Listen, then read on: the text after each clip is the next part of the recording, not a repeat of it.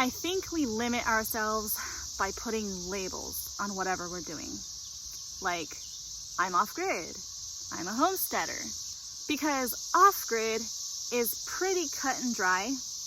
Basically just means you're not connected to the utilities grid and you source those things from other places. But homesteading is different. Like, what do you have to do to actually be considered a homesteader? My idea is that you're truly a homesteader when you're growing most of your own food. But what is most? It's an ambiguous term. Maybe most to me is 70%. Maybe most to you is 80%. But maybe Susan from accounting, who has a lot of opinions for a lady with more cats than contacts in her phone, says that homesteading is only when you wear moccasins and jackets made entirely from the hides of deer you killed and skinned yourself, and you're washing yourself with pine sap instead of soap in the woods for a shower. Get a life, Susan. But that's my point.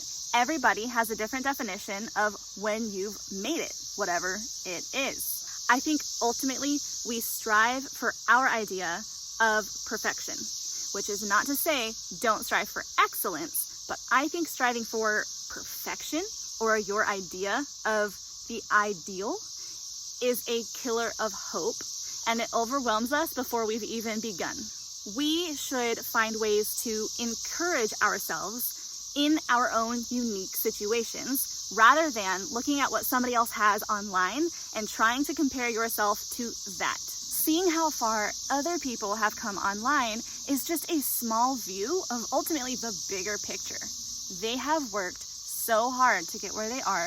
They've spent a lot of time, likely a lot of money over the years to get where they are, and it's simply not fair to yourself to compare yourself to that.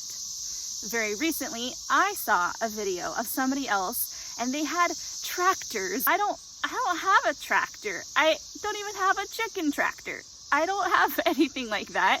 I've got a wheelbarrow. That's what I'm working with. Now, seeing other people is okay. They may be something, their setup may be something to strive for.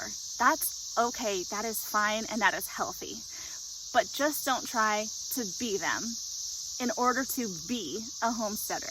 You can still call yourself a homesteader.